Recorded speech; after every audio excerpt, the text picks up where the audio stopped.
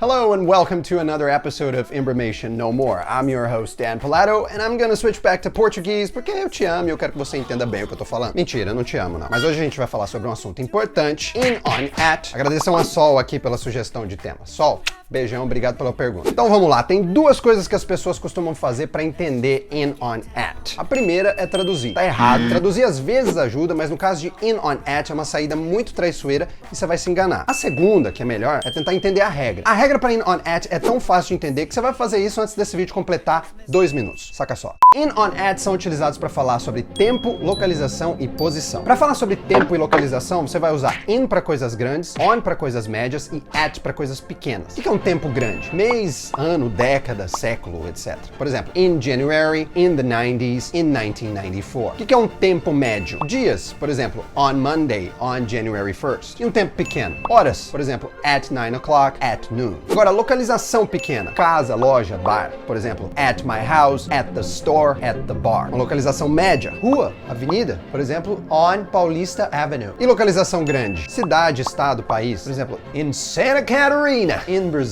E para posição, esquece pequeno, médio e grande. Para posição, in tem a ideia de dentro. Por exemplo, in the car, in the football field. On tem a ideia de em contato com alguma superfície. Por exemplo, a painting on the wall, a stain on the floor, a cat on the roof. E at tem a ideia de próximo. Por exemplo, I'm at my desk ou somebody's at the door. E pronto, tá aí as regras. Simples, né? Essa é a explicação mais concisa e rápida que você vai ver na sua vida. Mas e aí, acabou? Lógico que não. Regra tem exceção, e nesse caso são muitas exceções, e é bem aí que mora o sofrimento. Como é que eu faço para entender, por exemplo, in doubt? Se doubt não é localização, não é posição e não é tempo. Como que você me explica at na frase at my expense? Ou on na frase on vacation? Ora, meus amigos, se não tem regra, só tem um jeito de você lembrar. Decorando caso a caso. Isso é uma bosta, mas se você começar focando em uns poucos casos, aplicando diariamente, formando frases, você tem um resultado consistente em menos tempo. Não adianta querer aprender tudo de uma vez, nem achar que praticar 1, 2 vezes por semana é suficiente para aprender. Não é assim que o cérebro funciona. Mas primeiro vamos ver alguns exemplos onde a regra não se aplica e na sequência eu te mostro como você faz para nunca mais esquecer essas expressões. Vamos começar com alguns exemplos pro in. I like to read in bed. Bom, bed não é um tempo grande, não é uma localização grande e ninguém fica dentro da cama. In bed é uma exceção. I'm interested in music. Music não é tempo, não é localização e não é dentro. In music é uma exceção. Na verdade, o lance aqui é o interested. É essa palavra que determina que depois dela venha o in. Não existe interested on ou interested at. In case you need me, don't call me. Just kidding. Case não é tempo, não é localização e não é dentro. In case é uma exceção. Agora vamos ver uns exemplos pro on. I saw you on TV. Bom, TV não é um tempo médio, não é uma localização média e não tem nada a ver com superfície. On TV, portanto, é uma exceção e a regra não se aplica. The workers are on a strike. Strike não é um tempo médio, não é uma localização média e não tem nada a ver com superfície. On a strike é uma exceção. I can always rely on my wife. My wife não é um tempo médio, não é uma localização média e não tem nada a ver com superfície. Esse aqui é mais um caso em que quem determina que eu devo usar o on é a palavra que vem antes. Rely on somebody. Rely on, portanto, é uma exceção. E vamos ver agora uns exemplos pro at. At the age of 8, I started playing the guitar. Age não é um tempo pequeno, é idade. Idade não conta como tempo. Age não é uma localização pequena, nem tem nada a ver com proximidade. At the age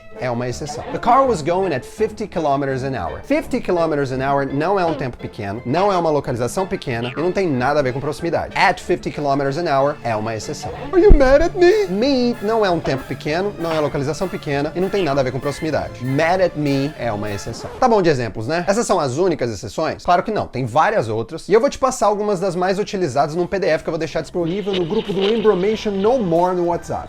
Não entrou ainda? Link na descrição. Como faz então para aprender e não esquecer mais essas expressões? Bom, eu conheço duas maneiras. Isso não quer dizer que é uma ou a outra. São as duas juntas. Uma é vendo exemplos e a outra é criando as suas próprias frases. Para ver exemplos, basta você pegar a preposição e a palavra que vai junto dela, olha lá no PDF que você vai ver, e jogar no Google. Por exemplo, good at. Essa é uma das que tem no PDF. Joga no Google e sempre vai aparecer ou o Cambridge Dictionary, ou o Macmillan Dictionary, ou algum outro dicionário gratuito que tem vários exemplos de frases com essas expressões. E quando não houver um dicionário, a sua expressão vai aparecer sendo usada em algum outro site. Aí você entra lá, lê e tenta entender. Pô, mas como eu faço pra entender? Assiste esse vídeo aqui. Ai, teacher, pensei que você já ia me dar tudo mastigadinho. Eu não minto pros meus alunos. Eu explico a regra, mas regra tem exceção. E depois de ver algumas exceções, o máximo que eu posso fazer é te ajudar a se virar com essas pesquisas infinitas de quem tá aprendendo alguma língua. Não tem como escapar disso. Ou você quer depender de mim pro resto da vida? Mas teu corre aí, meu jovem. Veja aí, vai, uns 20 exemplos de cada uma dessas expressões que tem lá no PDF. Daí tenta criar suas próprias frases e manda aqui nos comentários pra eu ver se você acertou. Sobre como criar frases, bom, esse é um assunto que merece um vídeo só pra ele e quando eu fizer, ele vai estar aqui. Beleza, queridos e queridas? Valeu por ter assistido. Se esse vídeo te ajudou, não esquece de se inscrever no canal e chamar uns amigos pra entrar lá no grupo pra receber conteúdo exclusivo e gratuito. E logo mais tem mais vídeo de buiando inglês pra você aqui